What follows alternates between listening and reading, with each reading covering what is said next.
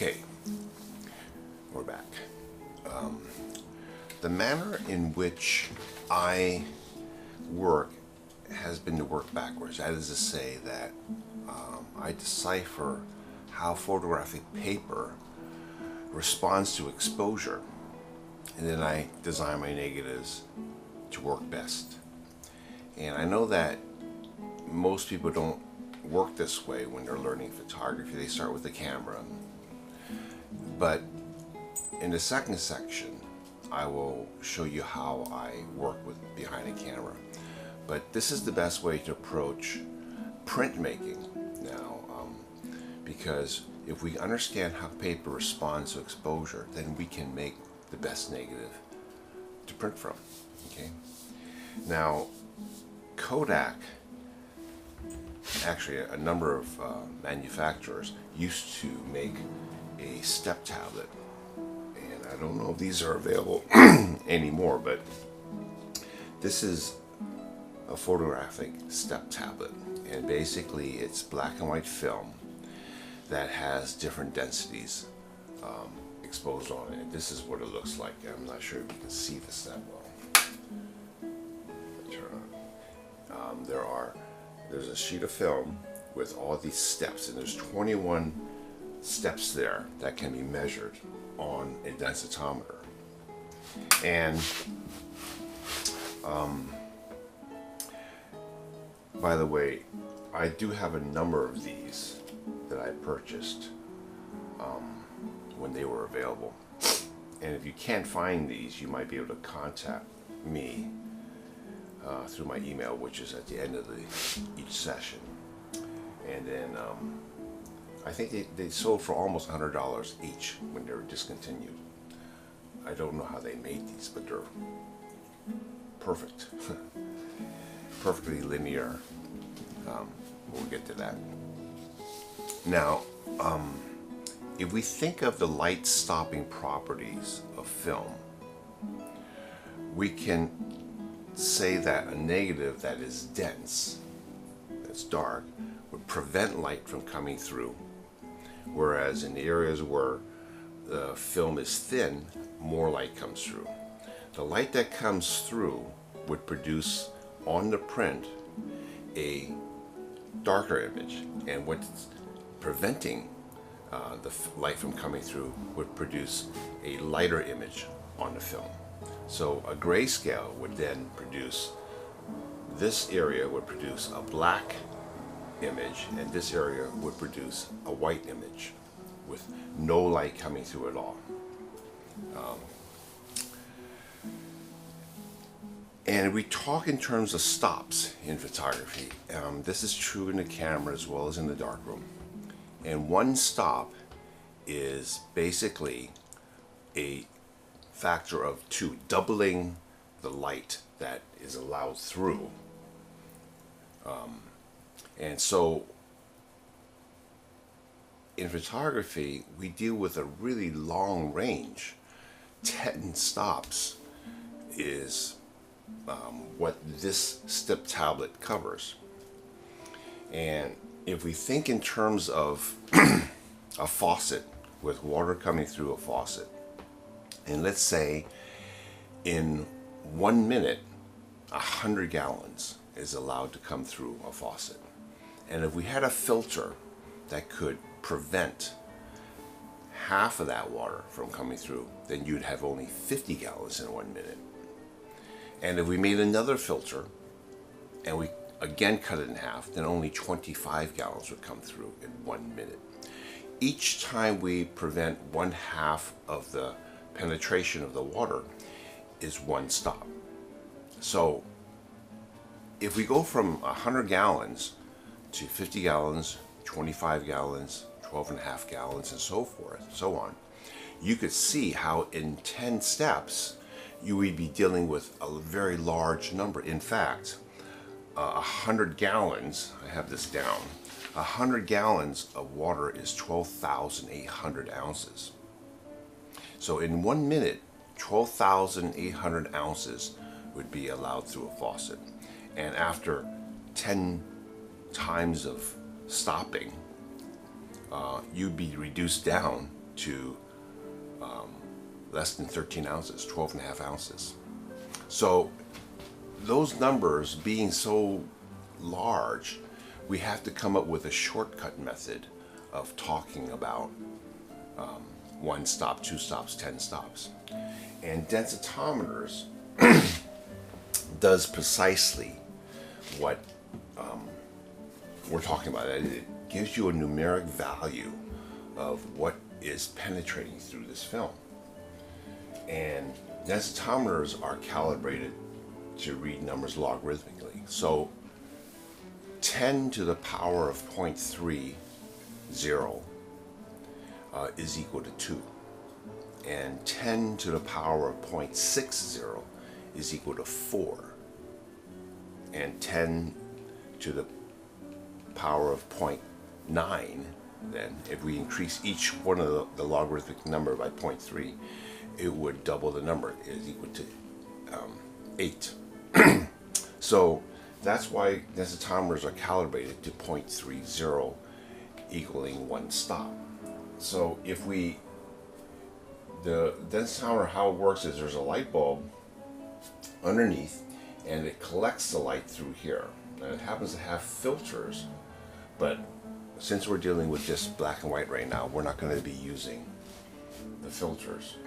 But if we place the collector down, it collects all the light. If it measures 0, that means all the light is being collected.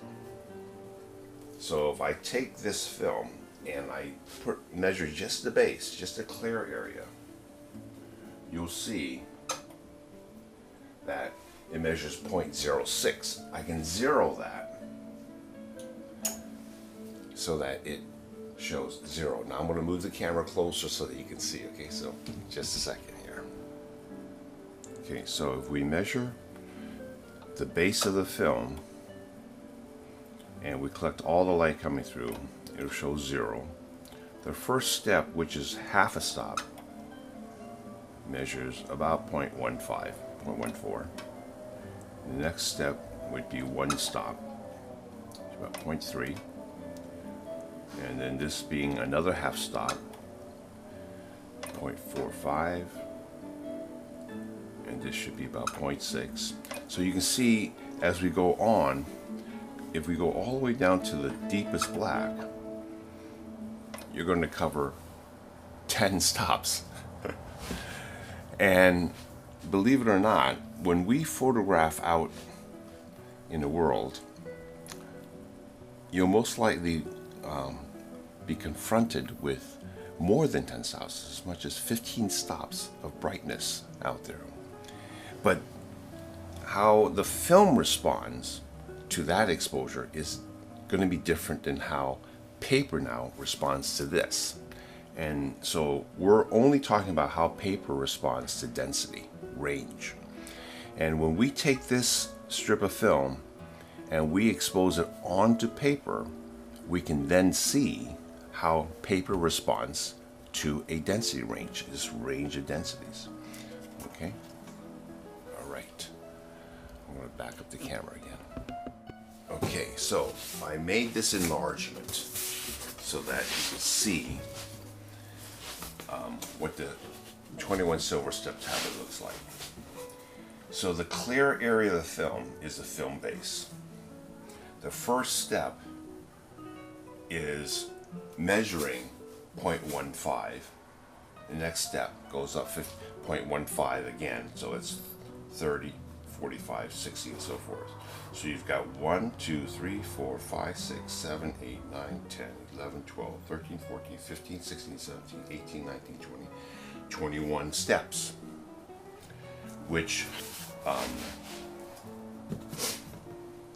is more than paper can respond to. Now, when I make a contact of this step wedge onto black and white paper, this is what I get.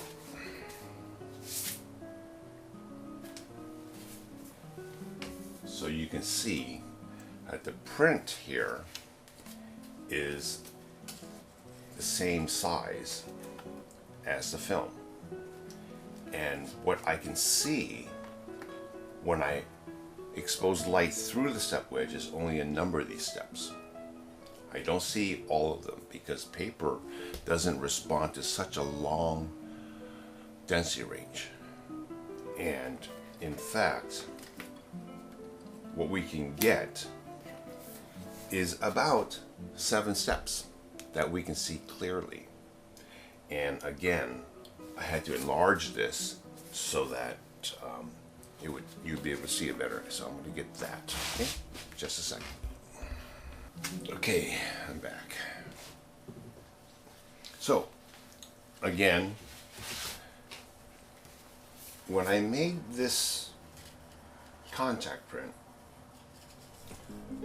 the film in contact with photographic paper, light is projected from the enlarger in contact with the paper, and then when I develop out the image, I can then see a number of steps. And I put my exposure information here, and this down here are measurements taken off of a reflection densitometer. So a densitometer can also measure light that's being reflected off of a print as well as through film. So that's what that number is. So I made an enlargement so that it would make it more easy for you to see. And I printed this onto Ilford multi-grade paper. And using a color enlarger, I'm able to change the filtration, the color of the exposing light, in order to get different contrast grades. Now, in the history of photography, I would estimate that over 95% of the films shot were less than ideal. That is to say, it might have gotten more exposure than it needed, or less exposure than it was ideal. It might have been over processed, developed for too long a time, or not enough processing. So the contrast of the negatives are highly affected by exposure and development. So when you don't have a perfect neg, which most of us don't, you need to print onto paper that can accommodate these different ranges of negatives. So a multi-grade paper has 2 layers of emulsion that are sensitive to different colors. The more blue light that you give a multi-grade paper or a poly-contrast paper, the more contrast you get, the faster the blacks come out. The more yellow the light, the less exposure goes to the black area and allows more light to the high value areas. So you get a different contrast grade by altering the filter that you print with. And in this case, the most number of steps that you can see easily is 1, 2, 3, 4, 5, 6, 7, 8. Beyond 8, it gets pretty black. Beyond the lightest area, it gets white. There's actually a separation between this and white, but you may not be able to see it on the camera. So this is printed with 0 filtration. I had a light level of 2.3. I use a light meter in the darkroom to do this so I can maintain that. And 10 seconds. And I have determined that this is my paper grade 1. So it's the lowest contrast grade that I would print with in the darkroom. Grade 2 shows, again, easily 1, 2, 3, 4, 5, 6, 7. So you can see 7 steps. Whereas here you see 8. So this has a higher contrast than this. And this is made with 22 magenta, same light level, 2.3 at 10 seconds. And when I change the filtration to 40 magenta, I get a paper grade of 3. And you can see 1, 2, 3, 4, 5, 6. So here you get 7, here you get 8. when you get to grade 4, I'm using 70 magenta and 10 cyan to get more blue light. Again, 10 seconds at 2.3, and you can see less steps. It's more abrupt. This here is closer to here, while this is similar to here. And the highest grade, I'm using 100 magenta and 40 cyan with 20 seconds now. Well, light level 2.0, so it's about the same exposure. And so you can see, comparing the number of steps here with here, this is how we accommodate negatives that have different amount of contrast in a negative. So if you're shooting on a foggy day and the picture is really flat looking, you don't have a lot of whites or a lot of blacks, you may want to go up here and print with a higher grade paper. On the other hand, if you're on the beach and no clouds in the sky and it's very bright and you're taking pictures of your family, it might be that the shadow part of their face is going to be totally black, and where the sun hits on this side of the face is being washed out. Then you'll need to go to contrast grade 1. And this is precisely what manufacturers of photographic materials did. They made paper grades in from 1 to 5. And when I learned photography, we always had a stock of different grades of paper to accommodate negatives that we would get from customers. And normal being grade 2 was probably the paper. It wasn't the least used, but it wasn't the most common.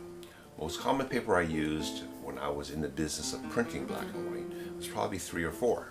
And that's because most of the negatives were thin. People didn't always know the best exposure to use. We'll talk about that in the second part of this lesson, these lessons. Okay, so that is an enlargement of this contact print that I simply scanned it and enlarged.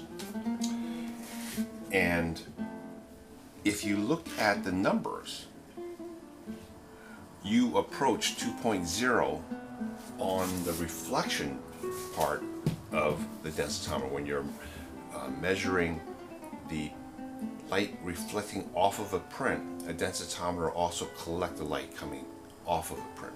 And it also is calibrated in 0.3 equaling 1 stop.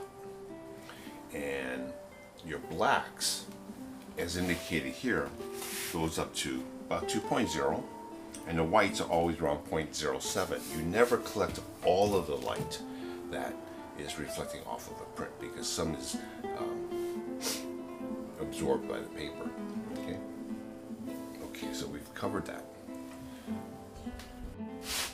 Okay, now I have another series of prints to show you, again made in contact with the 21 silver step tablet. And this was my normal exposure. This is the middle one. That's equivalent to this. It was 2.3 at 10 seconds. So this is 2.3 at 10 seconds.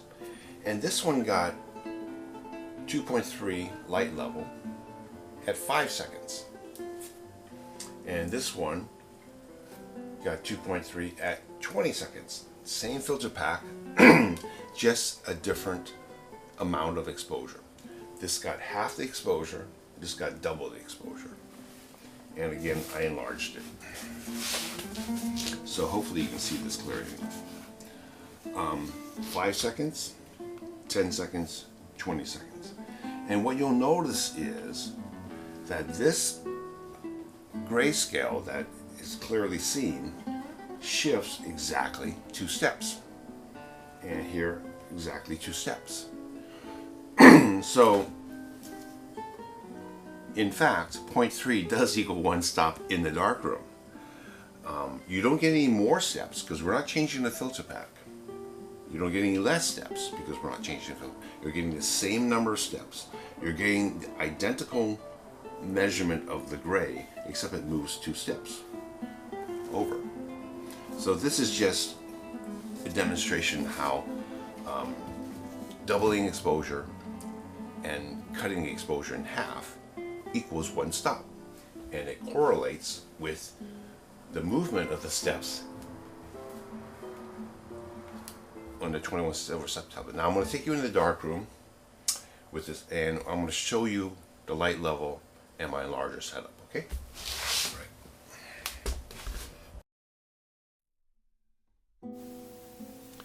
Okay, before we go into the darkroom, I wanted to go over some of the things that we just went over, and also looking back on the video I just recorded, I realized that I had placed, when I was demonstrating the contact of the silver step tablet onto the paper, I had oriented the silver step tablet incorrectly. It's the dark area that produces the white on the print, and the clear area that produces the black on the print, and I had it upside down, so I wanted to make sure I got that straight. Okay, so the silver step tablet is a black and white sheet of film, and it has 21 steps of density that on a densitometer measures 0.15 above the clear area. We set the densitometer so that it collects the light that's collected through the clear area reads as 0. Then the first step will measure 0.15, the second step 0.30, next step 0.45, then 0.6, 0.75, 0.9, and so forth. So each step is 0.15, which is half a stop. That makes each 2 steps is a complete 1 stop. Cuts the light that is emitting from the densitometer to 1/2 of what was previously measured, okay? The whole step tablet then measures 3.15. It's 10 stops plus a half. Okay. Okay. So, given that,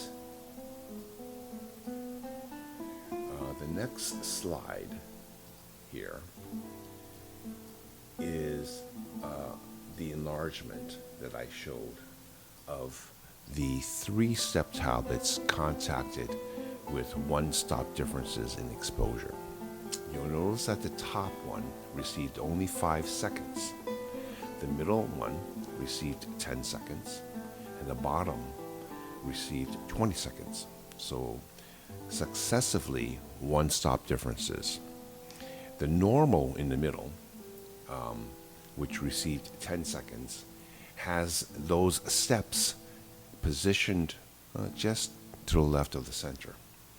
The 5 seconds moves toward the center of the grayscale, and the 20-second moved even farther to the left.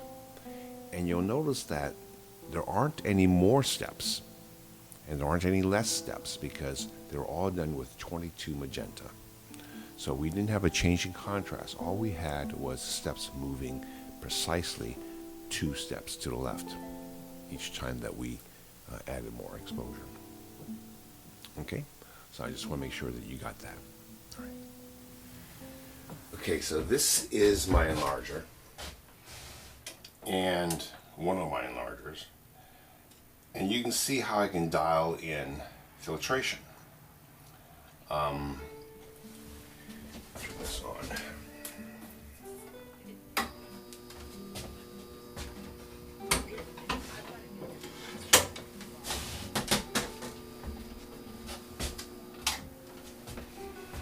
The light is coming through a bulb, through these filters. It's diffused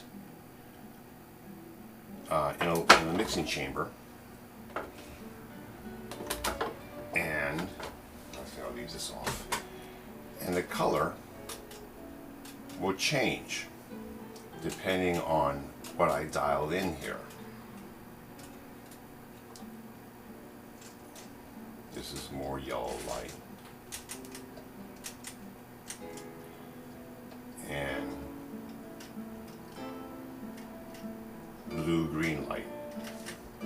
this is how I adjust my contrast. I normally use around 20, which is paper grade 2, when I'm printing with multi-grade paper. Now you don't have as many paper grades available anymore. I'm not even sure you can buy grade 4.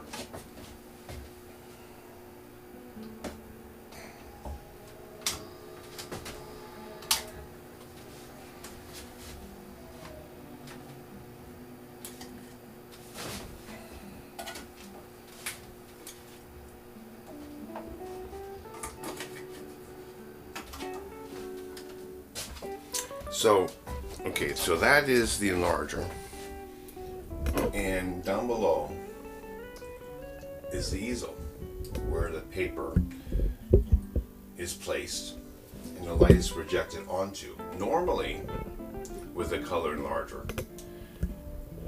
you print color prints, and I use a color enlarger now. Of course, when I learned, it was a black and white. I didn't have a color head. And you adjust filtration in the color head when you adjust color on the color print you're making. So that's how the color head is normally used. I use it for black and white as well because it's convenient. The light source is a diffusion light source, and that's what I'm going to be talking about throughout these lessons, is the use of a diffusion as opposed to a pinpoint light source. We'll get to that later, but okay, so here is the silver step tablet. The paper goes underneath the easel and this sits on top. You bring the blades up so that you expose just the area where the grayscale sits, and you simply contact it. You can use glass to sandwich the film against the paper so that you get a sharper image if you're under glass. But it's just a contact. So by adjusting the exposure, by adjusting the filtration, you can then produce the prints that I showed you outside. Okay? Okay. And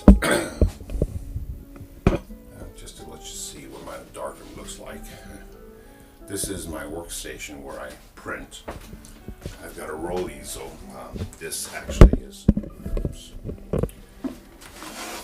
where I keep my paper. I keep a roll of paper in the dispenser. I spit it out and cut. And in this room is where I do my processing. If you can see. Okay, well anyway, we won't get into that. Okay, before I forget, I wanted to show you how the light meter works now. I have to turn off the overhead light. So now only the enlarger is on, and I don't know if you can see this. It's too dark in here, but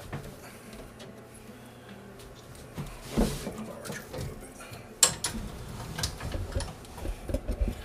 so you can see on the easel the enlarger is on, and I'm going to press this button on a light meter. This is a light meter that we had designed, my brothers and I developed the software. And by turning the f-stop on the lens of the enlarger, I can adjust the light level until I get 2.4 or 2.3 or whatever. This is a light meter that we designed. It's activated with this little button, runs on a 9-volt battery. And that way, when you make enlargements, and it shuts off by itself after a certain amount of time. So if you make a smaller print and the light gets brighter and you focus, you can still close the f-stop to go back to 2.4. So you can make 5x7s, 8x10s, or whatever size you want, and maintain a light level that you want. So I'll press this again. So now with the enlarger lifted higher to make it a larger, I can still get back 2.4. So this works for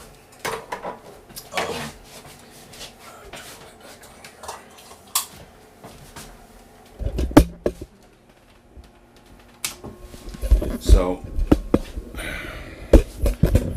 set this up here so maybe you can see better.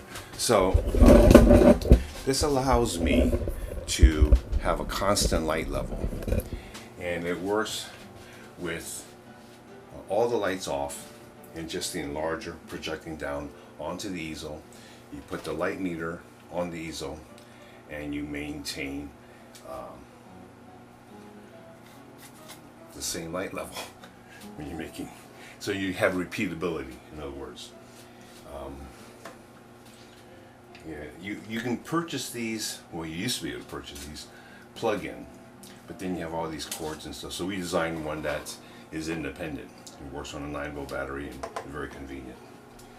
We sold it, when people purchased our software in the past, we would supply them with one of these, as well as grayscales and so forth.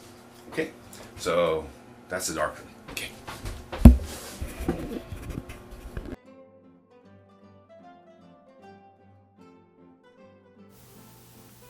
Okay, now before we leave the 21 silver step tablet and we go forward in the lesson, I wanted to make sure that we have one more chance to look at this slide here.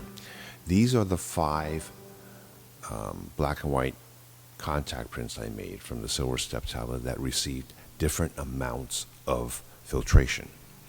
The top one received no filtration at all, so it's got the most number of steps that you can see. The second one received 22 magenta during exposure, and it's considered the number 2 paper. It's the one contrast grade that I try to design my negatives to. And you can see clearly 7 steps. But of those 7 steps, the detail is only going to really fall on 5 of those 7 steps. And beyond the 7 steps, you see white and you see black.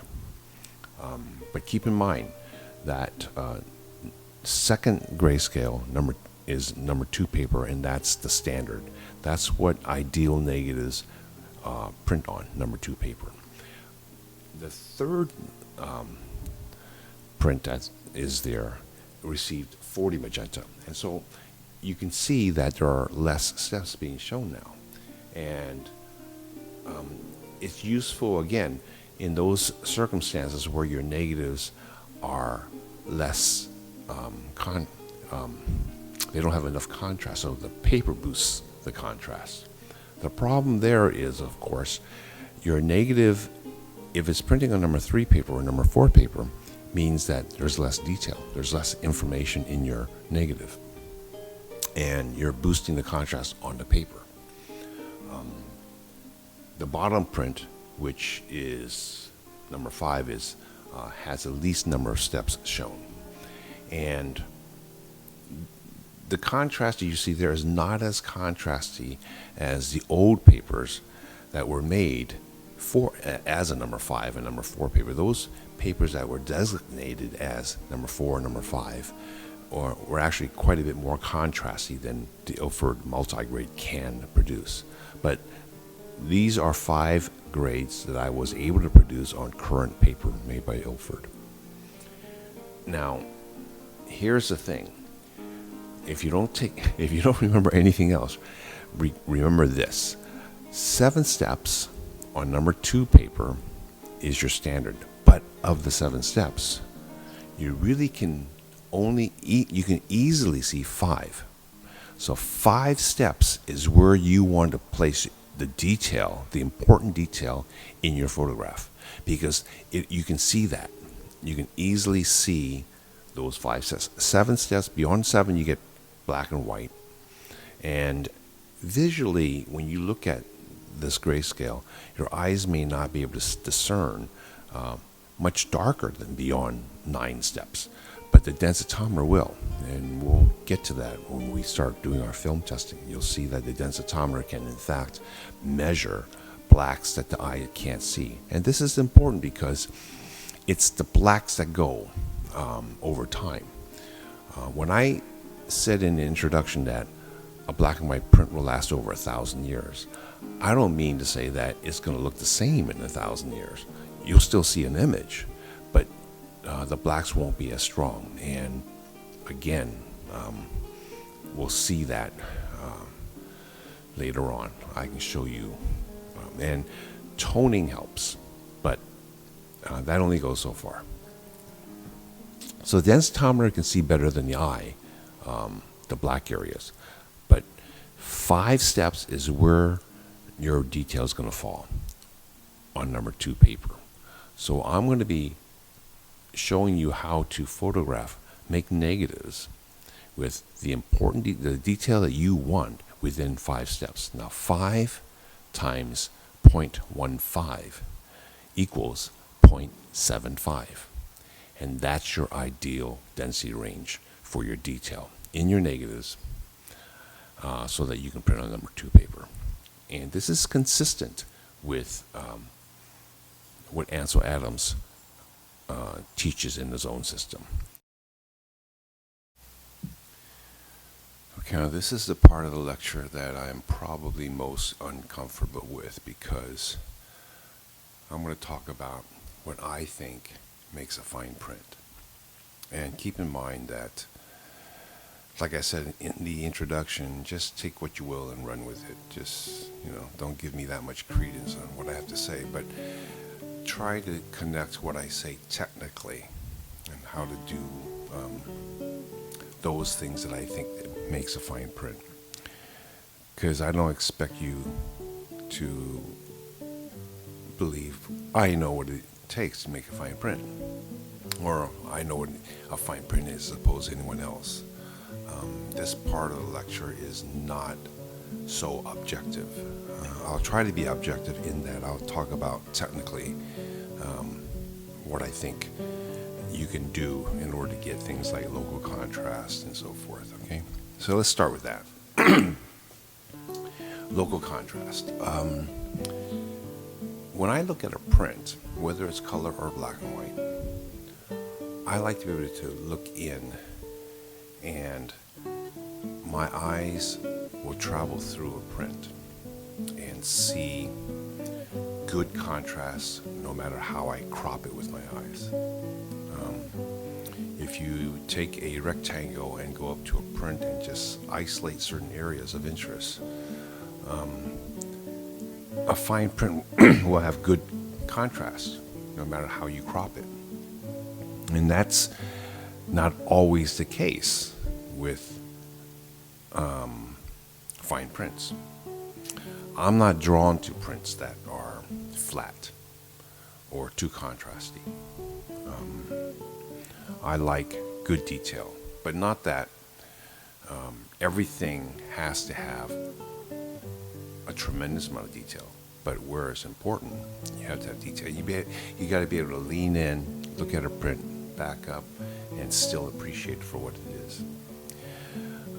I should also mention that you can't make a fine print if you don't have a fine photograph. So obviously, the photo must be interesting. You have to have an affinity for it.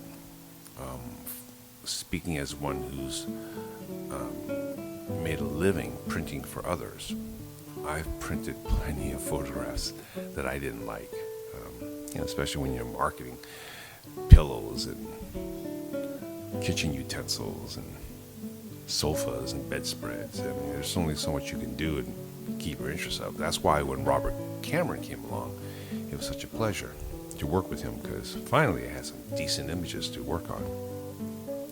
But nevertheless, when I did do work for department stores and so forth, I made sure it had good local contrast.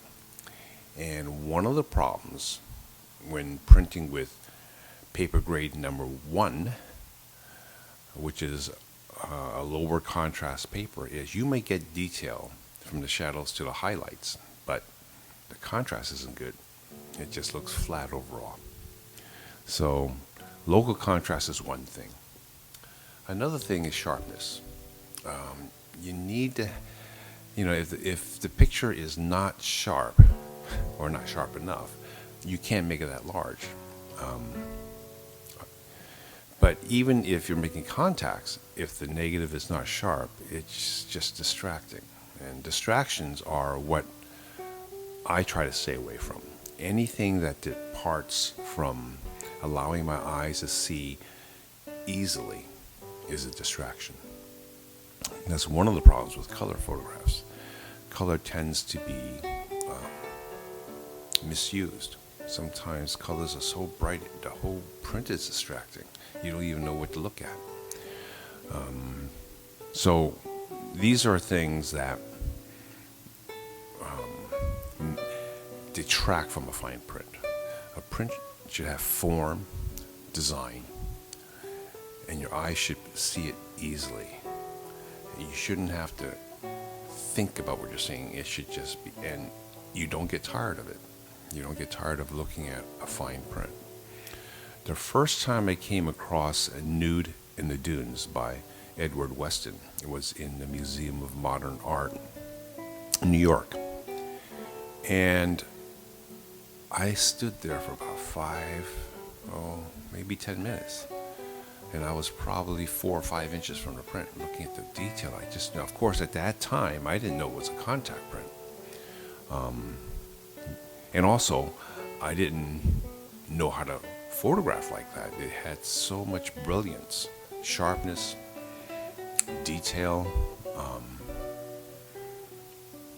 It was a fine print. And there was nothing in the print that pulled my eye away from the feeling that I got. When I looked at it, and I just stood there mesmerized by this image, and I wondered how he did it. So, a fine print should have good contrast, sharpness, a lot of detail. But on the other hand, you don't want detail where you don't want it, because it could be distracting to see too much detail in the shadows. So sometimes I'll mask so that the blacks come up earlier, and it pulls your eye away from that towards what you want to see, you want the audience to see. Sharpness. There are prints that are not sharp that I'm drawn to. So not always. So there's always an exception to the rule.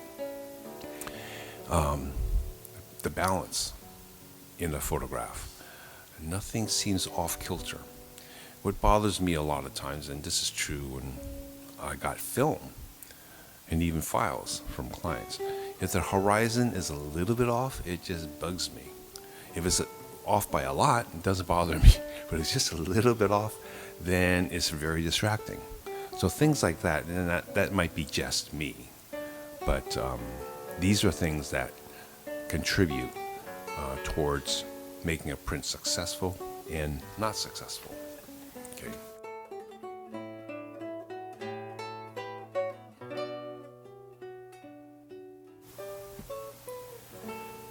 There are many books and articles on how to see photographically. This, what they call visualization, is the core of the problem. Alfred Stieglitz called a print an equivalent, and Ansel Adams called the visualization process as a picture in my mind's eye. The idea behind the equivalent was that a photograph was equivalent to what the photographer felt at the time he made his exposure. Minor White, who turned the exercise into a spiritual quest, wrote the most poetic description of all. In his case, the subject matter was secondary.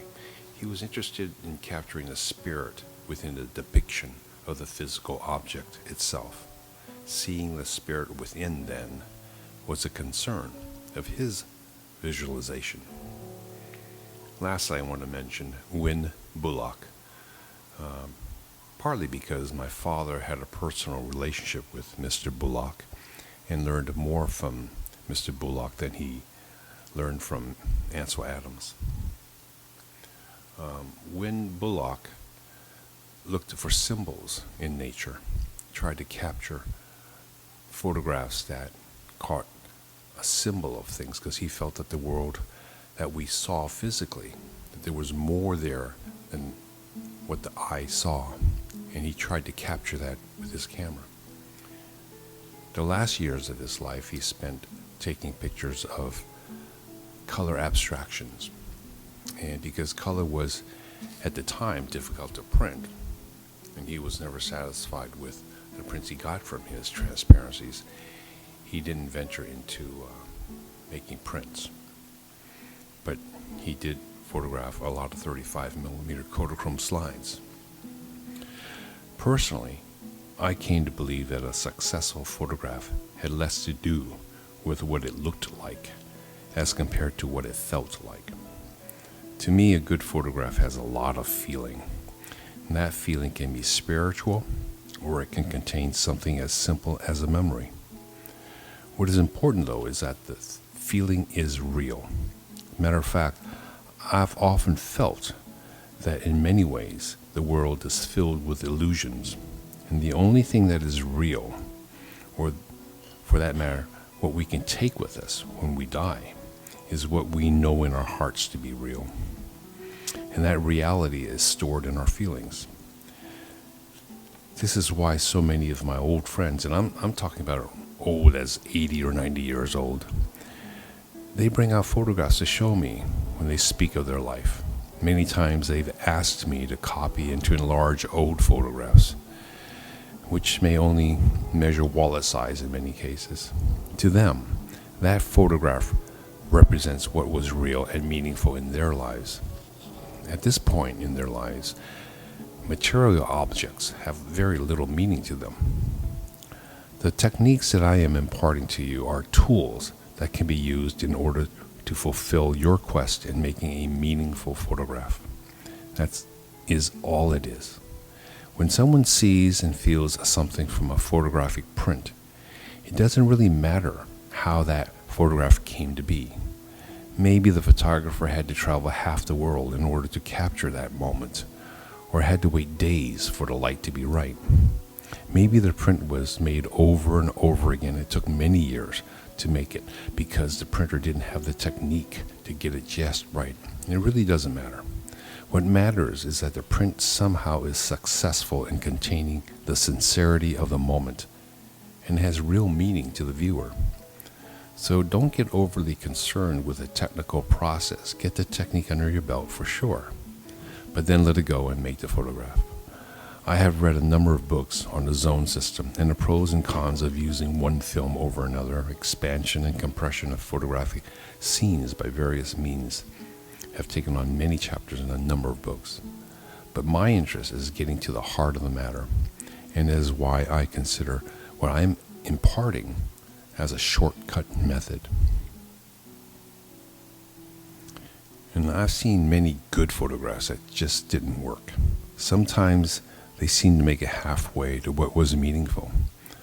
Often I could see what was attempted, but because of distractions, the print simply failed. For the photographs that I made myself, I even came up with a value system whereby I could be able to say that a specific print was only 60 or 65% successful. I came to understand that a photograph by me should not be shown unless it was at least 80% successful to me. And I would work on prints over and over again, sometimes over a period of years, just to bring that percentage up. And I would do this when my technique in the darkroom became better and better. Of course, I'm speaking of technique here. The subject matter of the photograph, well, the perspective or angle or light or even the cropping of the image, all these I can't put a percentage on. I simply print what feels good to me, and that is why I am refraining from recommending any of these subjective subjects to you. So it's just a technique that I'm trying to share with you now. I'm not here to tell you what is good, nor how to point your camera lens. But what I will say is this: there are definite styles in photographing, and the style that a photographer decides to work in is totally up to their seeing and their technique in manifesting their visual ideal. For me, it is real simple. A fine photograph to me is real simple.